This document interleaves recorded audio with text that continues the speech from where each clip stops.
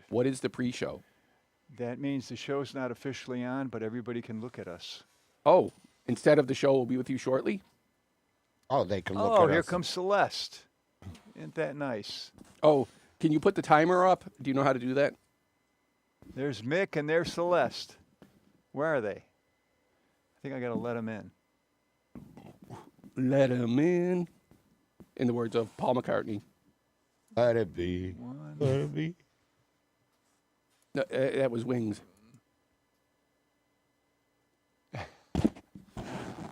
Yo, Mick, what up, buddy? Let's. Apparently, they can't hear you. Huh. Well, I waved at Celeste, and she...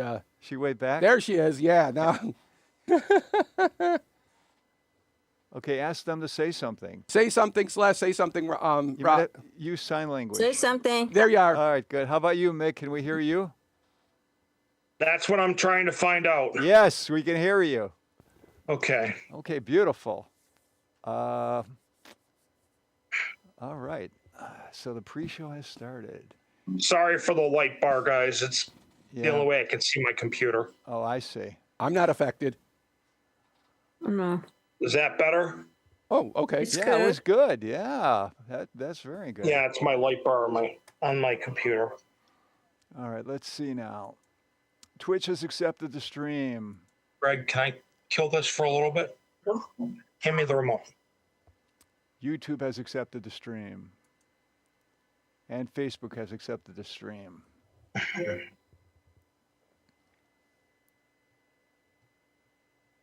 It'll just be like for an hour, a little less than an hour, and then I'll put it back on for you. Okay. Sorry, I have to make arrangements to not have background noise. That's nice of you. Yeah, of course, Jason's gonna make background noise, What else am I good for? causing trouble. Yeah.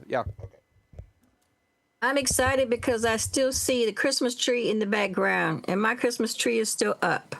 Yeah, ours is always up. That's cool. My roommate took down the Christmas tree over a month ago. Oh, I know. I noticed Rob is gone. Where did he go? He went to the can. Oh, he went to the can. Okay. The latrine, the WC. All right. When he gets back, we can start. Oh, okay. I'm assuming Tom's still sick.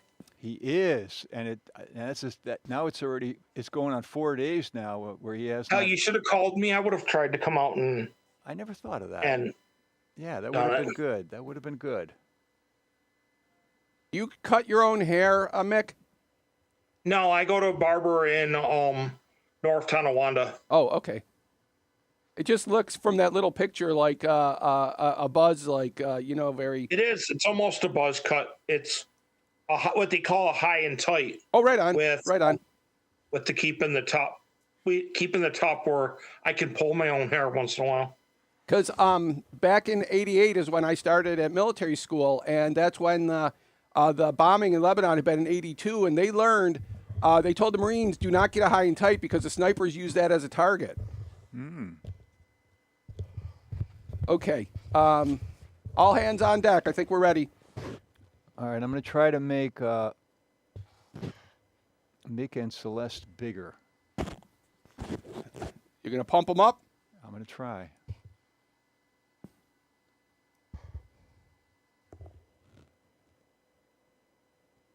Yeah, let's do it this way, where they're one on top of another. And now over here, I have to.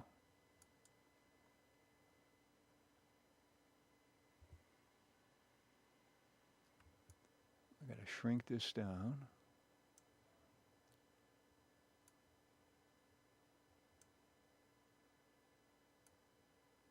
And now I got to see if I can blow it up.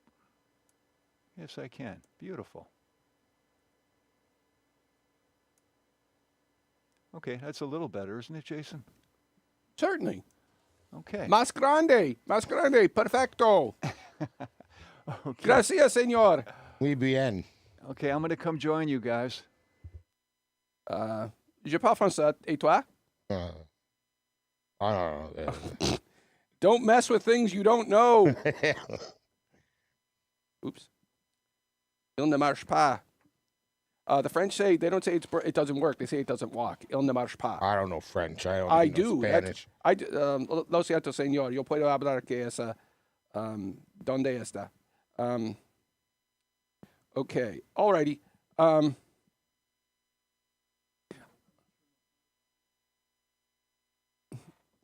Turn up the volume. Turn up the volume.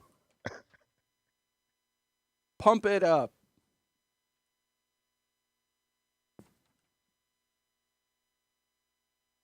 Nous sommes préparés. You come on tomorrow? Okay. Can you hear me? I can. Can you hear Am me? I clear? You are? Okay. Am I? Yes. You're absolutely clear. Okay, very good.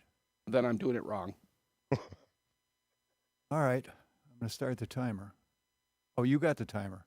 Well, You don't need it anymore well, unless Tom is here. And we have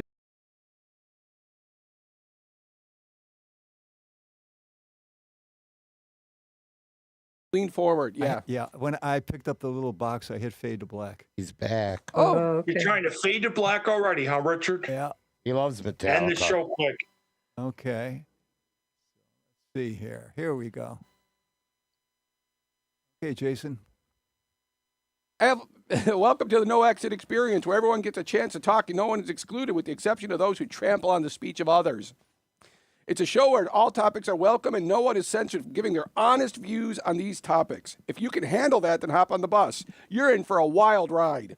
My name is Jason. I'm the bus driver. My passengers today are Robbie, Richard, and in the back of the bus, we got Celeste and we got Mick. And I'm anybody in the back of the bus. At least I'm not Yeah. licking windows. They look like they got front seats. No, you're by the toilet. And it's only a holding Oh, my tank. favorite seat on the my favorite seat on the Greyhounds, because I can stretch out it back there and get sleep. Oh, okay.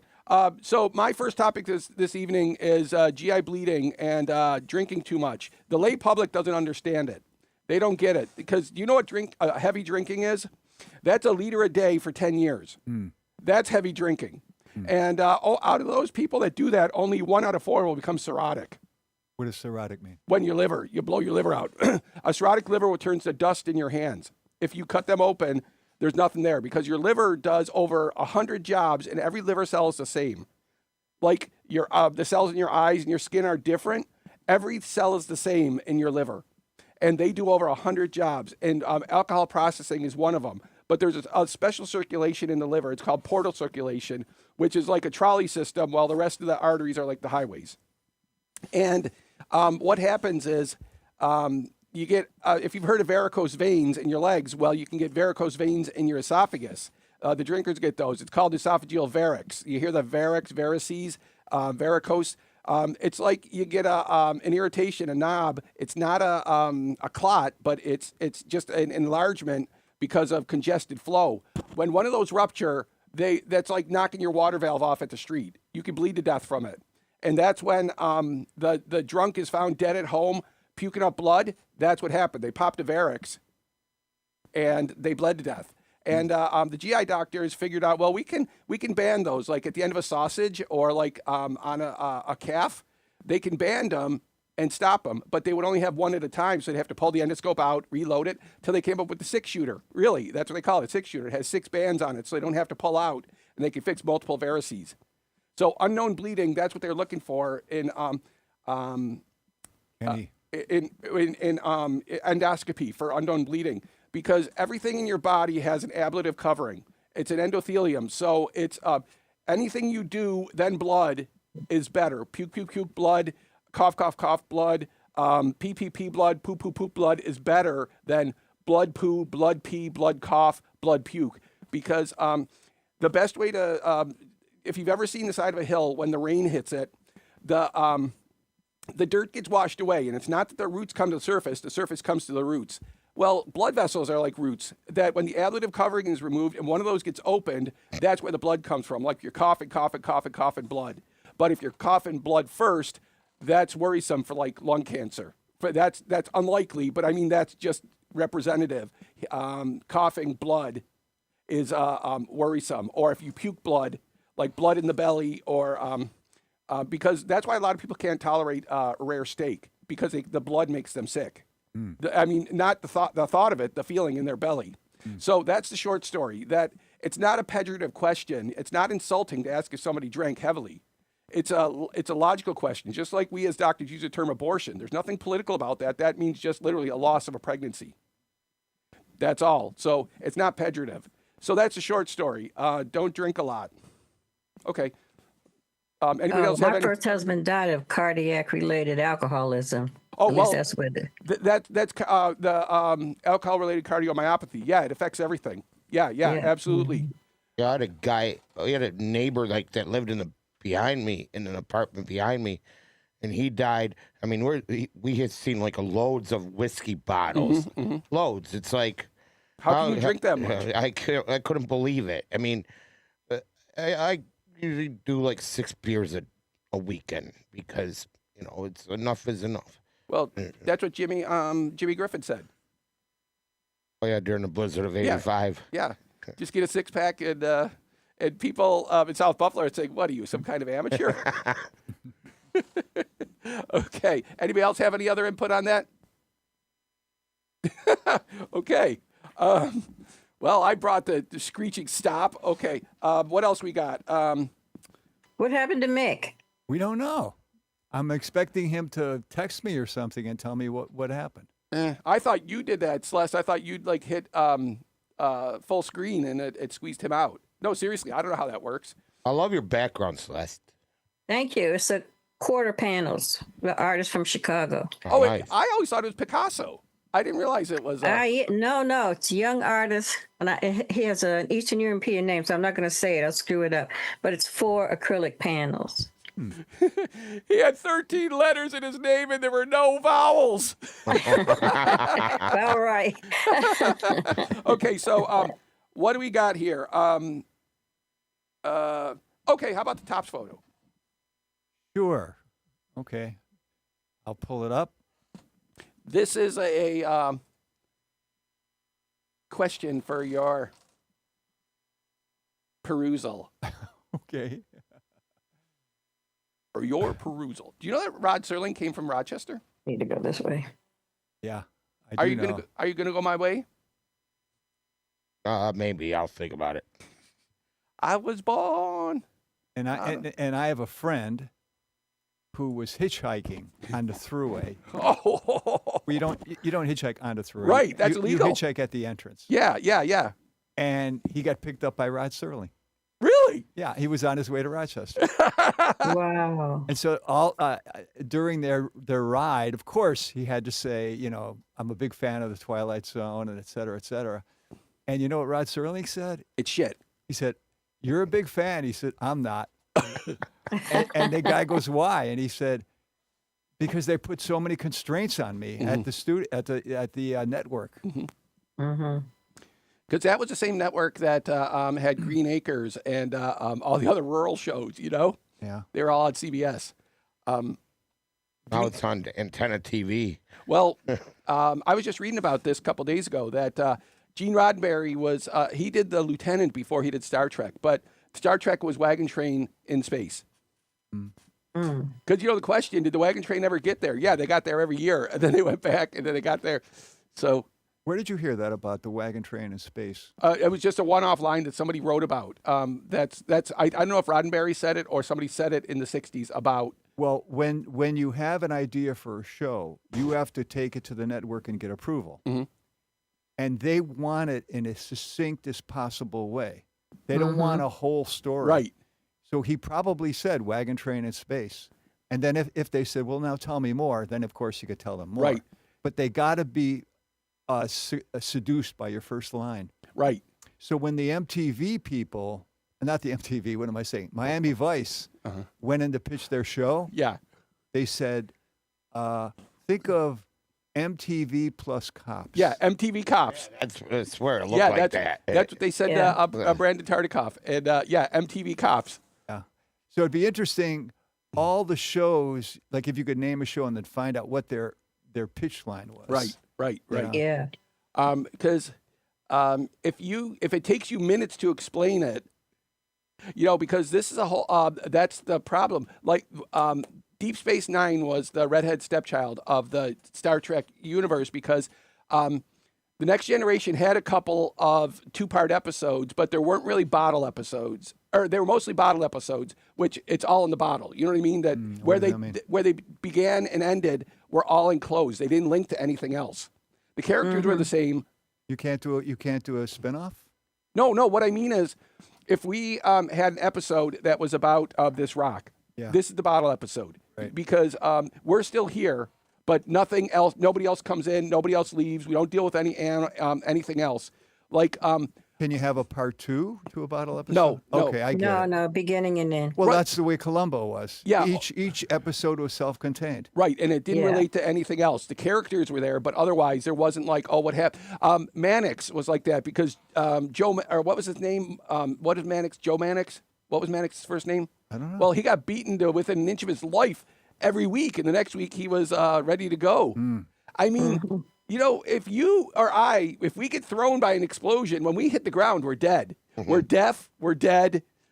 We look like the ripples in the water that happened in our body from the shock waves. Not we get up and say, whew.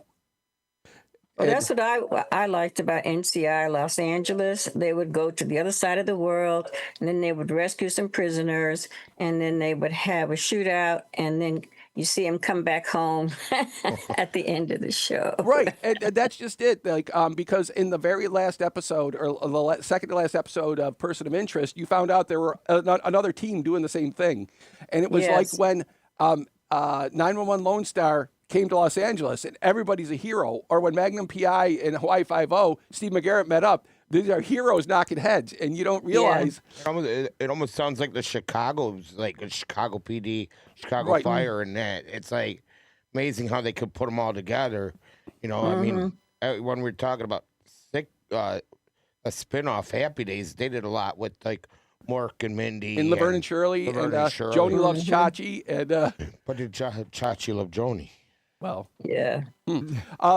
because the one show. Whatever happened to Person of Interest? I used to love that Well, show. it ran its course. That Oh, it's because officially over? oh yeah, for about 10 years now. Because that Michael, the guy with the glasses, that guy's incredible. Everything he's in. Yes. He won the guy who he won an Emmy for Lost, and he playing an evil guy on Evil. That's just so good. And he and Carrie Preston, who stars as Elspeth, they're actually married. So she played his girlfriend on Person of Interest, and he guest starred on Elsbeth. But they're actually a married couple. Oh, yeah. And that's the first time I heard of Taraji P. Henson, because she was the cop. Yeah, that was helping him. I mean, it just worked out well because who I like is the guy who played Lionel, because that movie Unstoppable. It shows a lot on FX movies, but it's about trains, so I love it. And the real story, usually based on a true story, the true story is totally boring.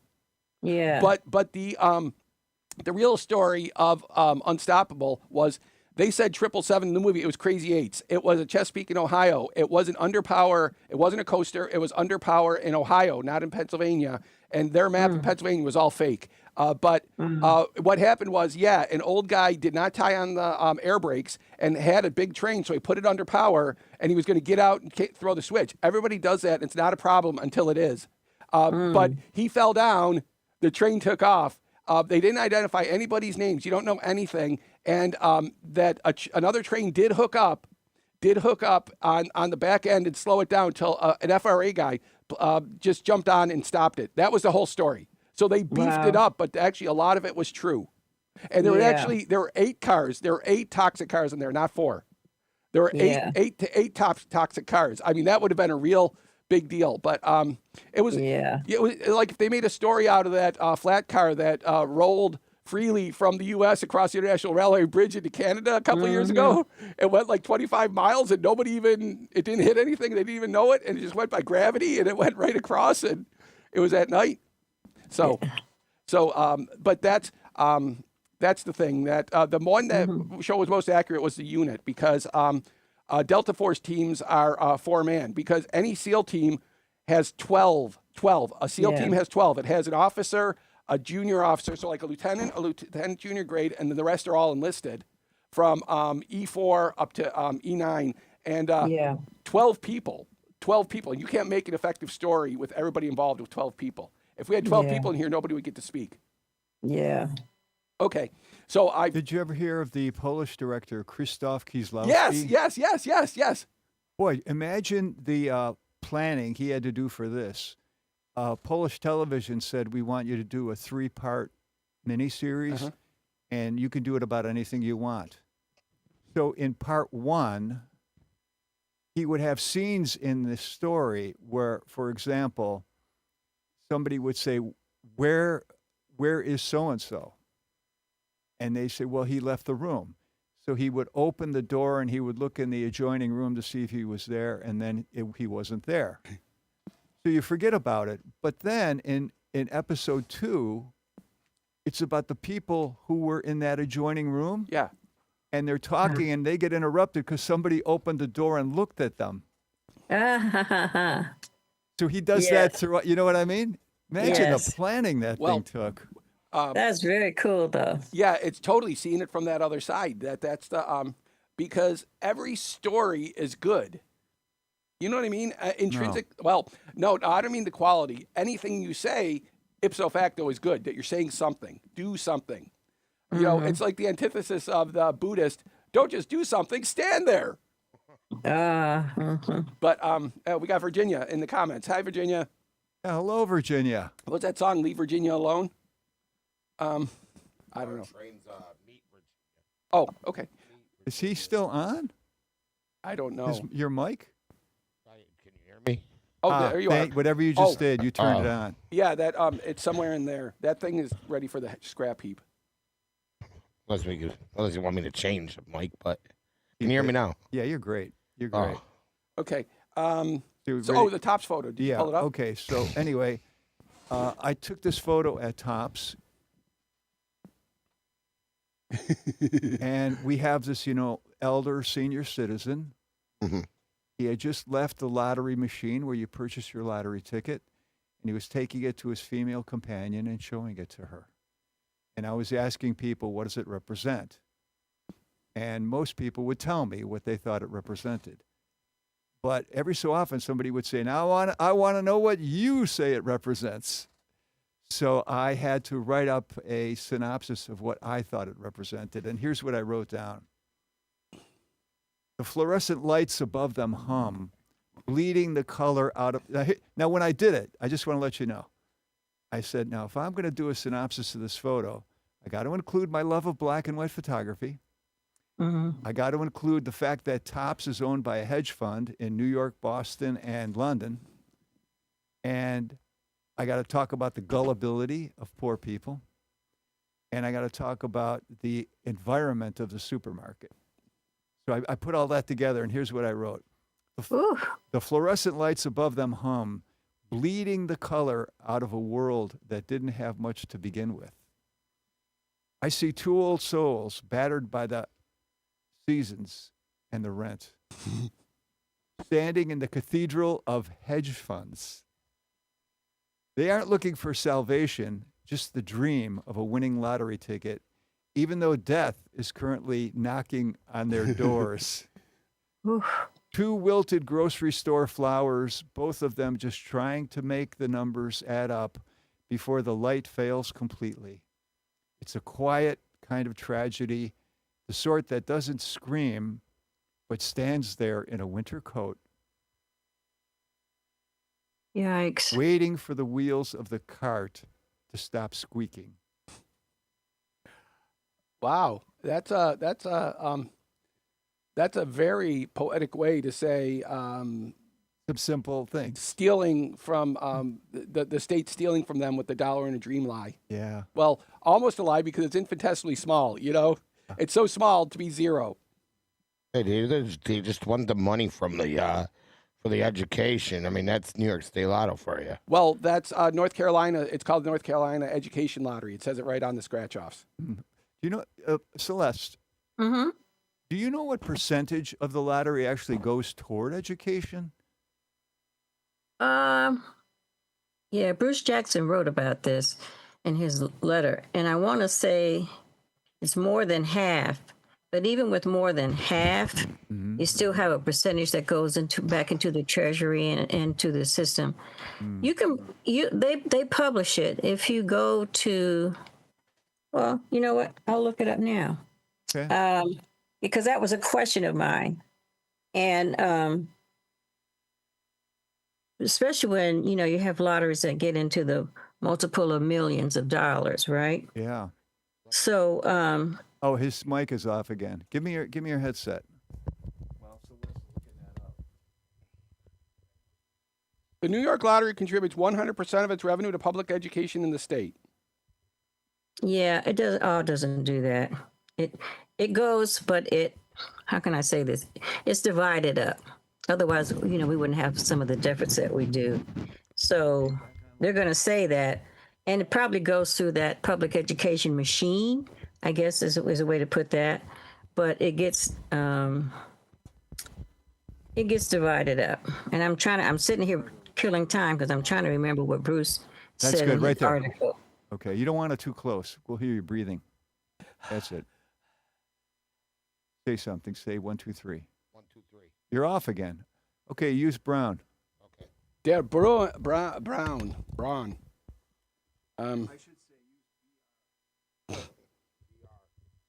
Better than PR. Okay, here we go. 20 to 30%. And well, I don't know if I'm going to trust this or not. I'll go to the next one.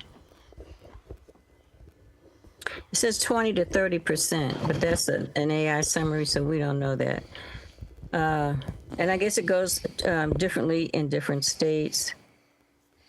But I'm going to go with the fact that B.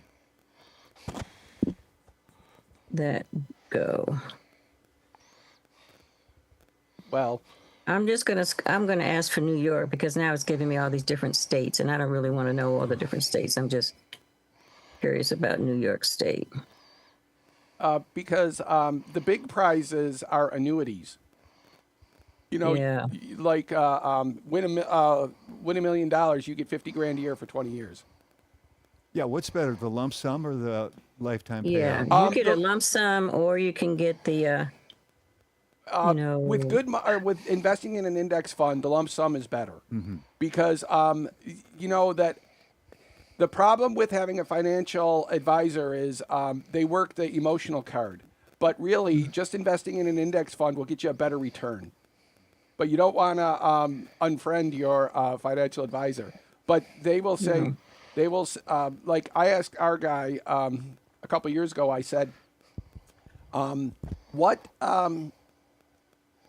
how do you do with an advisor versus not? He said advisors do 3% better than people that aren't advised. But I don't know where he got that, because you can if you ask the wrong question, the answer you get will be a Microsoft answer. It'll be totally correct, but not apply. You know what I mean? You won't know that.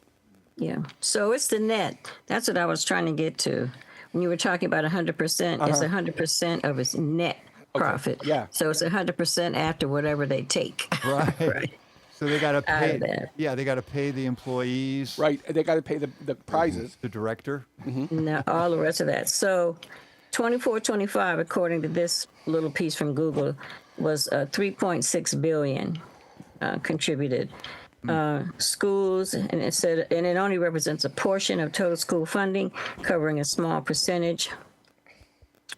And then it goes on and gives us some history. Yeah, which I don't need. It was like, you know the way you hear of an earl in the UK, but the spouse is a countess and his brother's a viscount?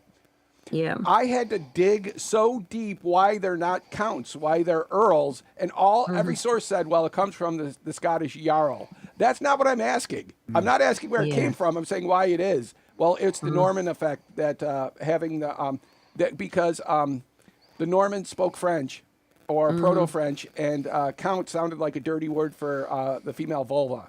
So that's why they didn't want to say it.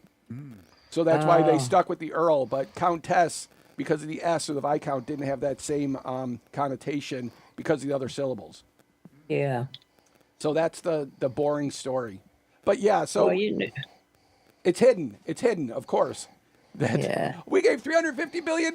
Yeah, but Well, it says it's the largest and most profitable in North America, right?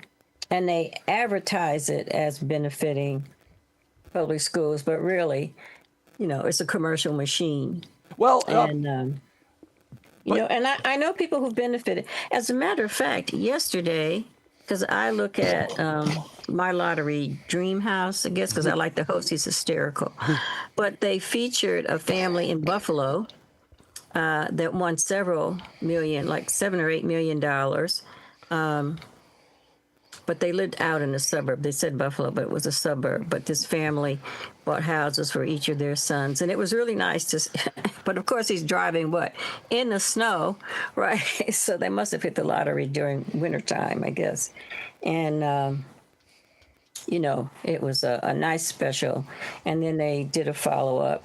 The mother, unfortunately, the family had passed away, but she'd gotten her dream home looked like out in Clarence, maybe. Clarence, If they were living. maybe even Newfane. Or- No, it wasn't out like that.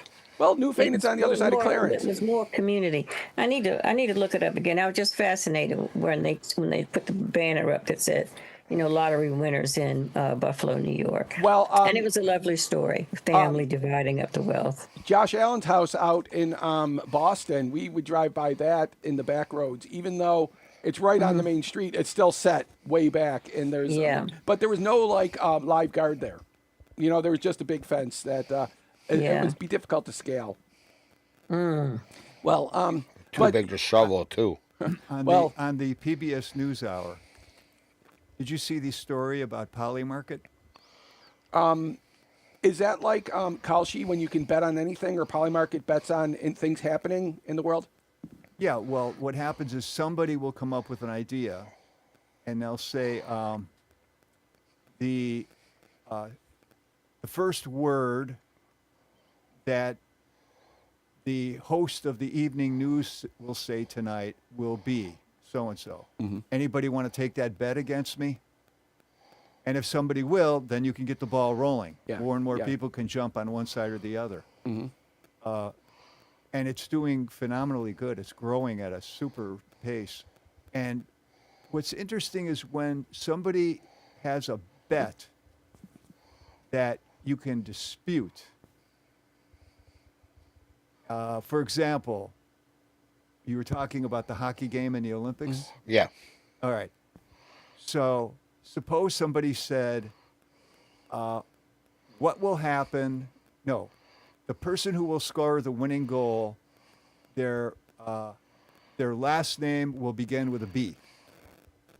Anybody want to take that bet? And because there's a famous player, say, you know, and but then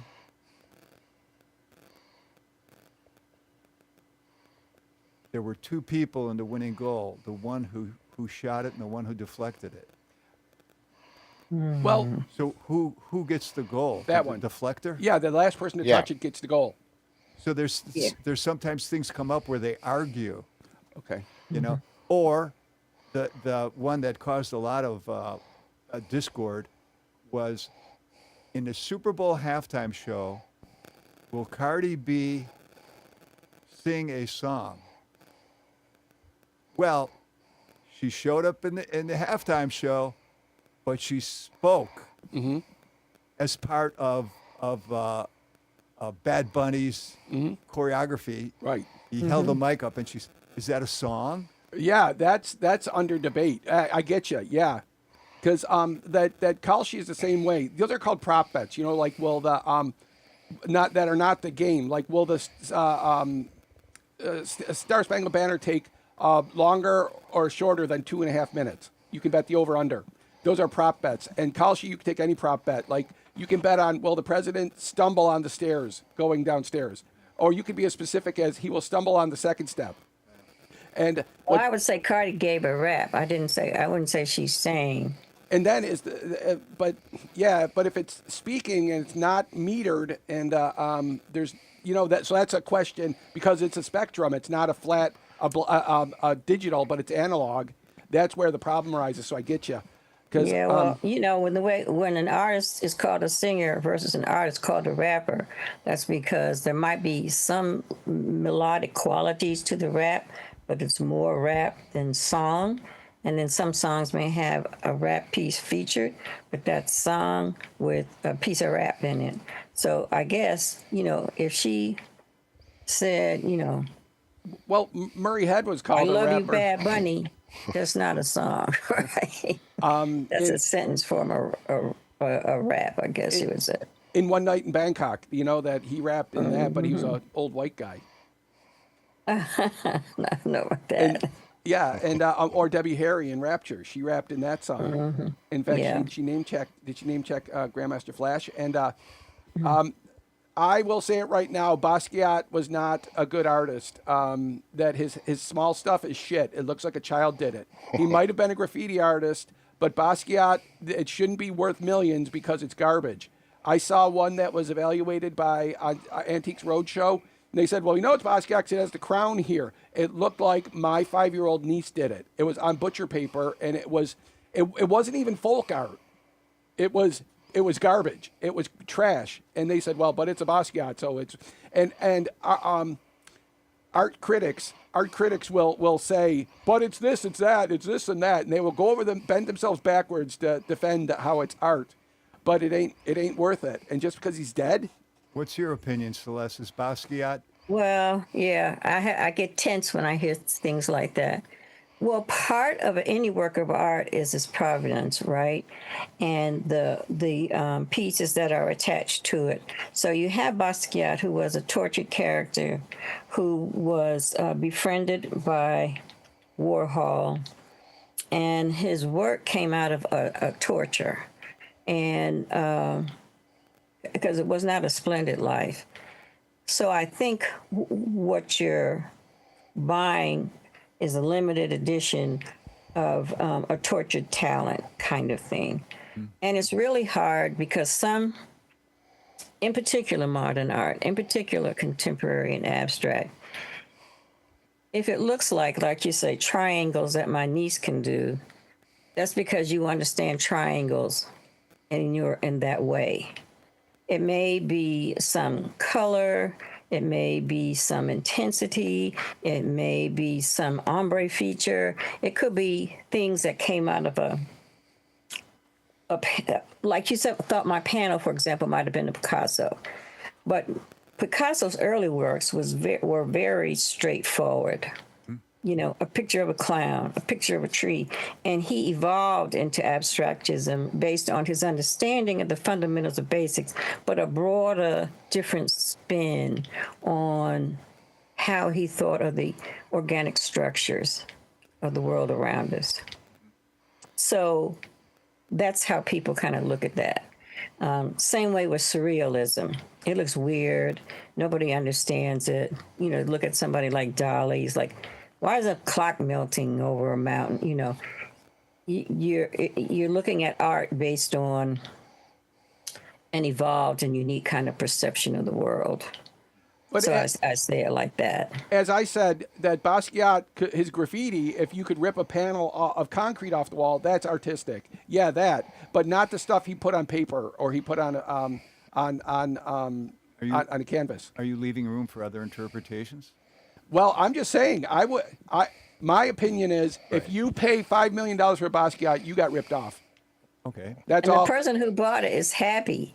The person who bought it feels that they've acquired a gift from a tragic talent that was lost too soon. I agree with Celeste. Well, the way I look at it, there are many tortured people that aren't artists, and they come from pain. And they can't express it. They have no mouth and they must scream. They don't have an outlet for their pain. Right. Well, that's what they need. They need an outlet for their pain. It's not, if people don't have that opportunity or don't look for that opportunity or not encouraged in some way, I feel bad for them, but we can't take it away from people who did. But I don't think that the provenance makes it art. Provenance makes it art. I understand your point, but I don't think that because it came from there, that makes it Good. Well, you're not imposing your definition on the human race, are you? No, I'm just. Okay. This is my own. This is my own internal view. Okay, okay. I mean, if you want Well, to think I something guess different, I that, won't I tell mean, you the you're same wrong. happens with writing, and the same happens with choreography. The same happens with, all different kinds of things. People have to incorporate their distinctions of how they view the world. Otherwise, we wouldn't have architects like Frank Gehry. Or Frank Lloyd Right. Wright. Yeah. Yeah. So a lot of that goes with that. And that's why when these people are interviewed, they'll say, well, what inspired you? Or what pushed you in this direction? Or what was the basis for this? Well, but the value of anything is what someone will pay for it. No, it's whether someone appreciates it. But the thing is that you have who is the one who wrote 50 Shades of Grey? Was it Masters? What's her name? Or those were written like shit, but the story was there, but they were written poorly. Harry Potter is written very well, and the story goes together. And Stephanie Meyer in the middle with Twilight, they're YA. That they're made to be understandable by 15 and 16-year-olds. So, but they all made millions at the movie theaters. So, I mean, what And does that's that what I'm saying. matter? But But they take a point and they exploit it, and it comes from the exploitations of moments, right? Let's think about the Antoine Fisher story, for example. That was a big movie. Denzel Washington put it together. Antoine Fisher was in part of UB's Distinguished series. Went to see him. It was a wonderful story. But here's what he said. The entire movie of the Antoine Fisher story was only one chapter in his book of like 25 chapters. So what happened is Denzel Washington apparently focused in on this one chapter and said, I can blow this up into a full feature film because it contains all of these elements in this chapter, which is exactly what he did. Yeah. And so I think when people, are creating things, they can get to a point, and it's that particular point that may inspire them. Well, And so you sort of buy into that. Either you relate to it or you don't, or you're fascinated by it. I'd like you two to tell me if this was a good idea. It never happened. It was in the idea stage. I was on the board of Hallwalls, and we had a committee whose job it was to come up with ideas that would improve attendance whenever there was an art opening. And somebody who was on the committee, he was not an artist at all. Okay, he was a lawyer. And he came up with this idea, and the people on the committee who were artists, they didn't like it. But I thought it was brilliant. If this idea had happened, tell me if you would go to the art opening. He said, let's start an art opening called I Could Do That. And you only put in paintings that somebody would look at them and say, I could do that. I think that would be an interesting opening. yeah. What do you think? I concur because it's like the Olympics. They are so good. People say, I could do that. You can't do that. You can't do that. I don't think I could go skiing down a hill and all that. But the expert Well, people but make you it see look what like happens with that statement, and I know exactly why the artist didn't care for it. Yeah. It's exactly what Jason is talking about. I looked at Basquiat and said it was trash. Okay. That's why the artists didn't want to do it, because they say these people don't, unless you have something to do with art, they don't get it. And they'll come and draw a perpendicular line, two perpendicular lines, and compare it to the work of a trained artist who may have done some perpendicular lines coming from a completely different point of view. I don't say it wouldn't have been effective. I'm not saying that. But I'm saying I do understand why the artist was like, oh, no, hell no. Okay. Well, that's just ego by the artist. That's the inflated, I'm an artist and you're not, and this is art and you should No, like it is because-" not. No, it is not. No, it is not. That because it's the idea that until you try to do it, you can't, and that's why it's like anytime when you were in a college class and the professor makes it sound so good, they explain the topic and you walk out of the room, you're like, why didn't that stick with me? you're like, wow, this is good. And my spouse, who's an artist, she's a graphic designer, said with those starving artists, those shows, that they have a stack of 50 paintings they've done, but you go through them and you might find one that is that, but the rest are just they're just quotidian. They're just tired, they're pedestrian. But you find one piece of art. And one thing she told me, when if it touches you, and that's what I mean. I look at the art now and I see if it touches me, but me alone. And I will, when they put the most expensive piece of art I ever bought was a piece of Alaskan art of a whale, but it's only about this size. That was $1,600. Well, you remember the de-accessioning debate with the Albright Knox? Yes. I don't. Oh, I love that. Yes, that I was a that was in the speaker for that. 90s. What was? The Albright Knox had, I think that was when the director was Gauchos, correct? Yes, Louis Gauchos. Okay, so they get this director, and the director says, now that I'm the director of this museum, I want to get some real cutting edge stuff in here, but to do that, we're going to need some money. So we're going to sell off some of our collection. And he says, we're going to sell off this piece, this piece, this piece. And people who were members of the Albright Knox said, don't sell off that piece. I like that piece. Who are you to say you can sell it off and get something modern and brand new? I like that. It was this one, Artemis and the Stag. Okay. There were people who said, I like that sculpture. Don't. So then the ball started rolling, and more people started saying, we want to have a vote on what gets sold and what doesn't get sold. So what happens is the Albright could have said, okay, we'll have a vote. But what they did instead is they rented out Shays, and if you attended Shays, you could not vote, but participate in the discussion. Notice they wouldn't put it up to a vote. So anyway, if you went to that thing, did you go to that thing at Shays? Yeah, I was there, and I was a guest speaker at two of those things because of the work I was doing at the time.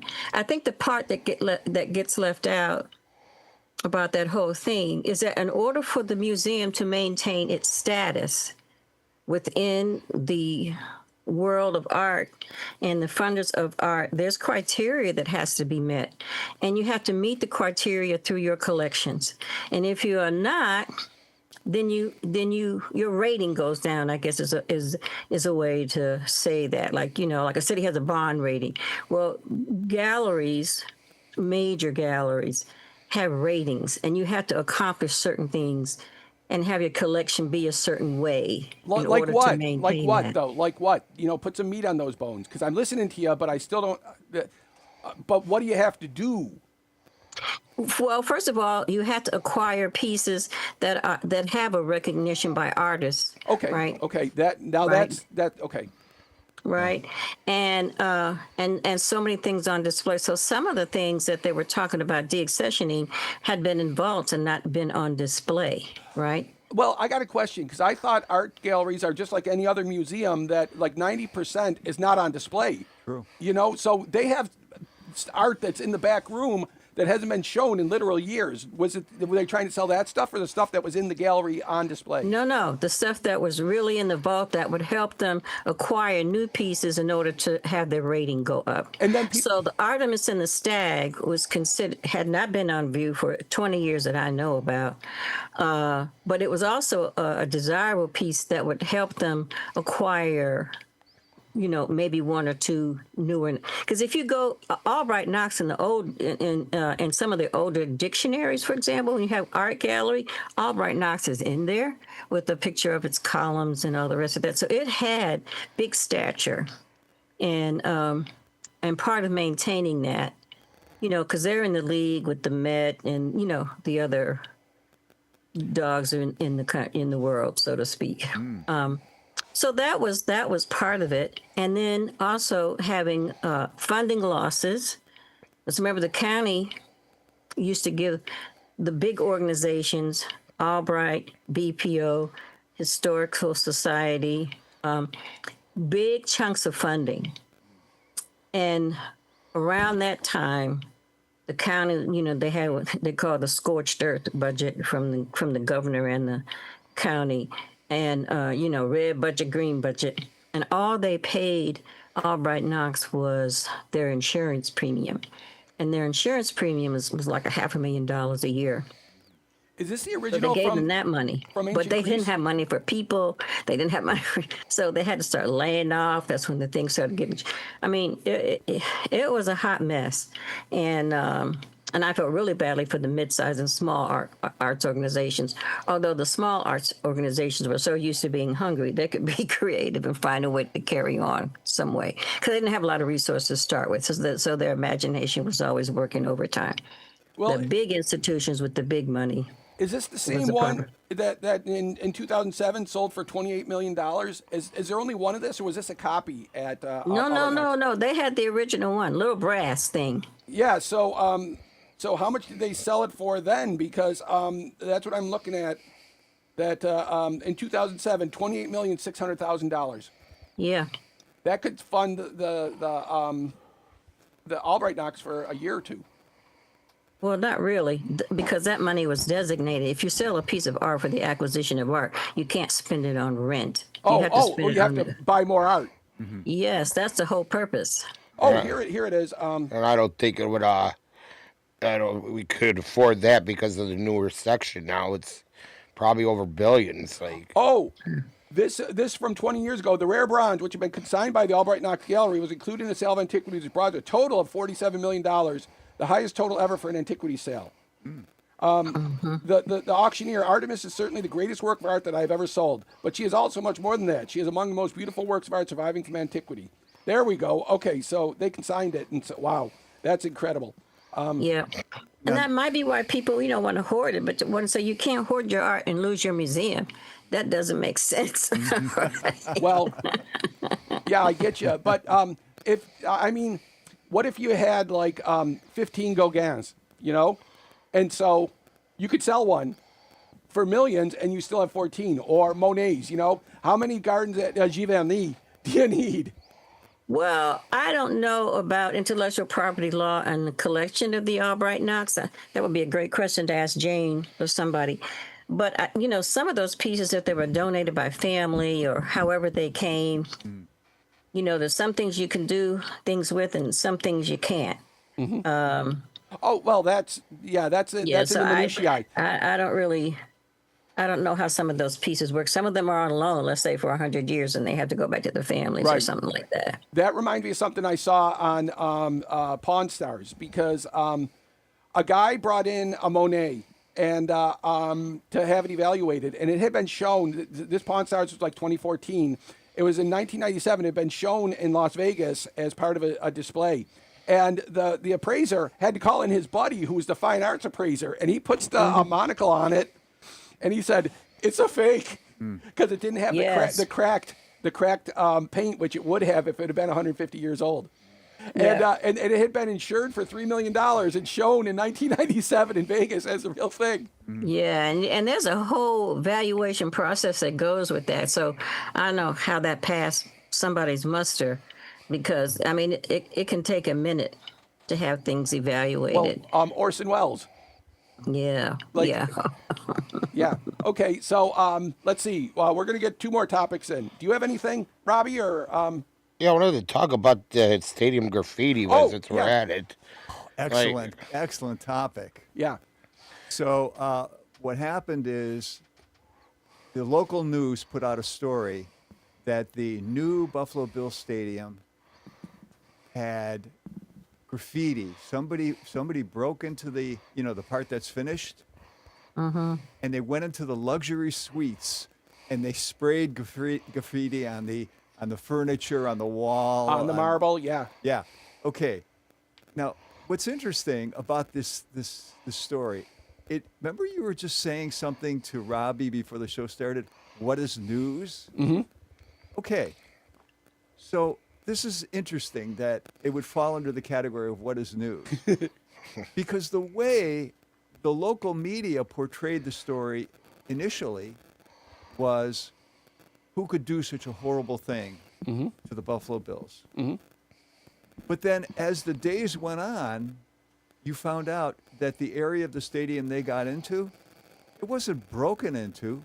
somebody swiped it Exactly. with an employee card. Yeah, it was an inside job. That's right. In Yes. other words, so the corporation that's doing the construction, it's one of their own. Yep. So why would you Yeah. make the public feel guilty? Well, that's taxpayer dollars right there. I mean, Yeah, because we're the I ones didn't that understand pay how. for it. Did they just spray something? Was it a message, or were they just Oh, making a it mess? was. They said it was filthy, homophobic stuff. So like you fucking queer and stuff like that. I don't know, or worse. That's what they made it sound like. We don't know. I mean, there's we don't know. not Did going to they be a show pictures of picture. it? I would No, love there a was no picture. picture of it. Right? Yeah, I don't Yeah, think so it we said. don't know what it said. I don't so, think it said, you know. Cleveland, go Cleveland, like the Browns are great. I don't think it said that, or, Raiders Nation. I don't think it said that. Yeah, but they left it up to well, the they didn't show any imagination. pictures, and now they're offering this huge reward. And I thought, that's just vandalism. And now it sounds like somebody had a bad experience in the workplace, right? Sounds like Well, a workplace now- Yeah. problem. Well, that's just it. All you need is a little piece of information. Because 25 years ago, I got scammed in New York. That I listed my computer on was it on Craigslist? And somebody came and gave me a check. It was a bogus check, but I should have gotten the number of the livery car. And then I could have started. I could have looked at it, because when I went to see where the check was, it was an empty lot in Manhattan. Mm-hmm. That was the address in Wow. there. So I got ripped off that way, but I didn't know. And likewise, Yeah. whoever swiped in, that's a place to start. That takes a rip off the orange. Yeah, because you know whose card it is. There's so many people have so many cards that have access. Yeah. So that's HR, and then you're going to give $100,000 in a reward. Well, That to me was Pukesville. Well, you know why? It's like 50 years ago when Larry Flint with his give $1 million to any of these 10 women to pose naked. He ain't never going to pay out the million because he knew they would never do it. So that 100 yeah. grand is just phony money. That 100 grand will never Yeah. get paid. Yeah, spend it on something else. And from what I've seen, donate vendor licenses or something like that. and from what I've heard too, that they got 7 people who were involved in this. 7-0? 7 people, Oh, 7. and they're not going to turn each other in, because Well, one might. Yeah, one might. And that starts the ball rolling. Well, that's if you got that. Well, it's a funny Yeah. thing when Well, like I said, that sounds like something happened. Somebody didn't like it. They had a temper tantrum, and made the news. And maybe that's all they wanted to do. Or maybe they didn't have a temper tantrum and 7 people made a plan to cover up a theft with graffiti. Yeah. We don't know. Did they say something was stolen? No, that's just it. That all they've reported on is the graffiti. so you think Yeah, there might be more to the so- story. Oh, there's always more to the story. Like, they know who did it. You don't know if they shit canned them yet, and because there's like 1,500 people working there, but it defies logic to say we don't know when they swiped it, and there's no cameras really. Yeah, because there's a finite number of people who have a swipe card. Well, their name It ain't is associated like with it. 1,500 of them got a card. It's not like it's a blank card said somebody entered. It says Joe Right. Smith or Bill Jones or Marion Anderson. Yes. That's who went in. Absolutely. And then you go to Yeah. that guy and say, "Where's your card? Either you did it or you gave it to somebody or you lost it, and now you can't go to work anyhow." I mean, and I'm not even a detective. I was a medical detective, but I wasn't a law detective. But this Yeah. is not brain surgery. This. So another case from the files. 20 years ago, I was in South Carolina. It was a Sunday morning. I sound like Joe Friday here. This woman from a nursing home looked like she'd been sexually assaulted because she had these things on her groin. And the Greenville County detective came in. And it was this old woman who I was running intellectual circles around her, and she was the detective. But it turned out it was the strap they were using to move her. She didn't get assaulted. It was the strap that they used to pick her up. So, Yeah. okay. But yeah, the graffiti. But news. What is news? What is newsworthy? Well, what's newsworthy is that's an inside job. Other than that, it's not worth anything. Right. But Yeah, it'll be thrown away before even the season starts. I mean, Right. yeah, newsworthy is more the Bills off season. yeah. And newsworthy during the season will be if Joe Brady wins 8 games. I don't think he's going to win 8. He's not even going to win 8 games if he doesn't get. Well, kicked. he's got a lot of pressure on him because the Bagullas won a Super Bowl, and Yeah, we'll but see. he was the one who made the bad play calls Yep. at the end of the games, and you make him the boss. Yeah, I mean, this year was Josh Allen fumbling the ball against Denver. That was also him playing on a broken foot, which shows you what Yeah. happens when you're not 100%. I say about that all the time, because then he became a wreck on a wreck. So yeah, I had to say I was on Team McDermott, and I'm not a big football person, but I think he took the team from being a scrappy bunch to championship worthiness, and I think he got screwed somehow. Indeed. So we have it's the same picture: a soulmate evident, Mayo Clinic, or the swimmer. You choose which one of those is the last topic. I don't know what any of them refer to. So Okay. Well, I've had the swimmer on there for a long time. okay, the swimmer. But I think Celeste knows the story, so let me pick a different one. Okay. Let me see here. Okay. It's the same picture. Okay. I thought this was a clever cartoon. Let me show it. Let me show you the cartoon.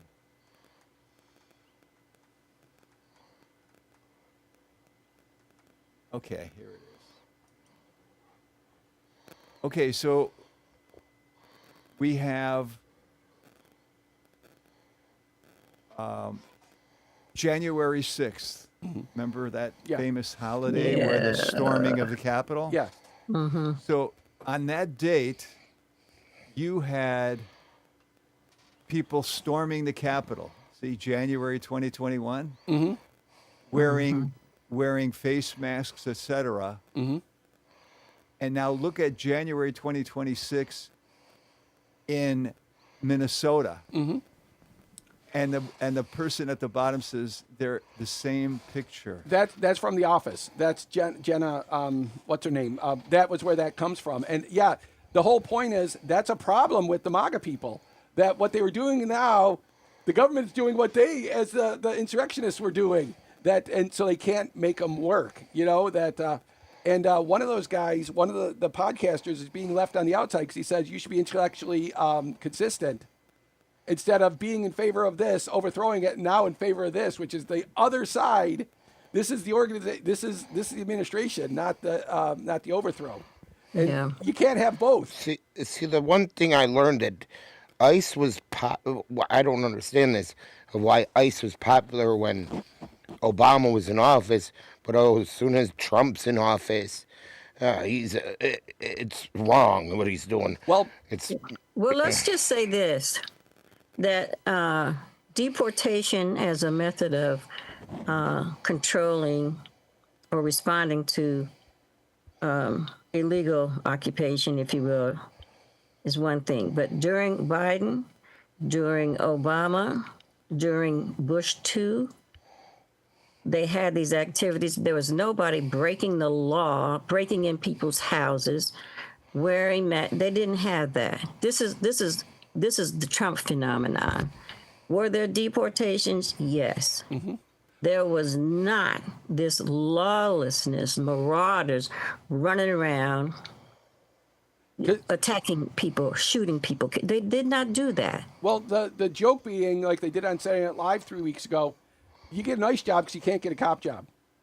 And they wear masks when there's 2 million law enforcement officers in the U.S. that don't wear masks and have their name and their badge on every day. Right. I mean, really? And then when you don't, we do have a constitution. I think the biggest problem that I have with this administration is they act like the Constitution is a thesis of college. It is not. Yeah, they piss it's all the over it every foundation day. of the republic, and you need to be paying attention to it. And And the fact that you now think you're greater than the Constitution, oh no. I mean, he's getting picked on by Jimmy Kimmel, and I can understand where Jimmy Kimmel is allowed to you're allowed to make a joke about your president. I mean, Johnny Carson made fun of Reagan, I'm sure. Yes. Same way as everybody made fun of George W. Bush. Yes. Nuclear. So None of who the cares? presidents have acted like a dictator until now. Well- and they should know these plans don't work out.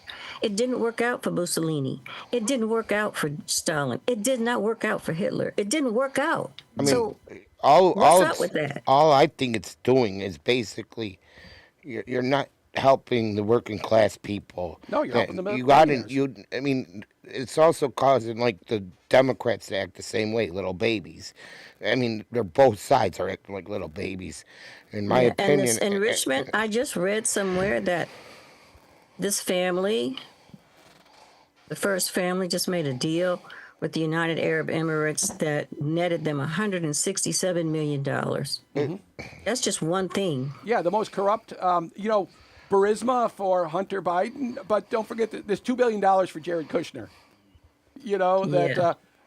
Because the problem is that they say it's lawfare against the Republicans. No, it's because they're so egregiously breaking the law.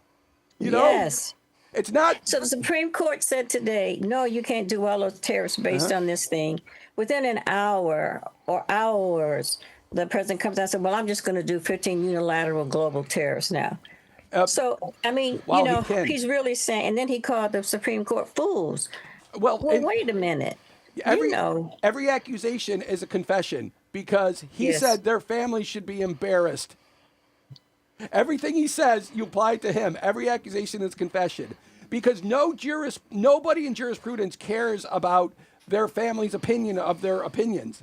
The only ones is the very small, minimal percent of ones where there's an actual literal threat against them. But Amy Coney Barrett's not going home to her 7 kids and saying, "Oh, I'm so embarrassed for you," or they're not going to say to her, "Mommy, you're They so don't care. embarrassing." They just don't No, care. they don't care. And, especially if they're following the Constitution. I mean, we know Alito didn't vote for it, but this is the man whose wife hung the flag upside down at his house. It's like, what? Trash. And no one expects Clarence Thomas to do anything except, whatever it is that makes him, a lapdog for whatever the administration is. Okay, I mean, really. Clarence Thomas on the men's military schools had to recuse himself because his son Jamal was a cadet at VMI when that case was up there. That was where Ruth Bader Ginsburg made her chops. We have 8 seconds left. I don't have a joke except me. I am the biggest joke on this show. Wow. So the bus has come to a screeching stop, and have a great week, y'all. Okay, bye, Celeste. Bye-bye. Take care.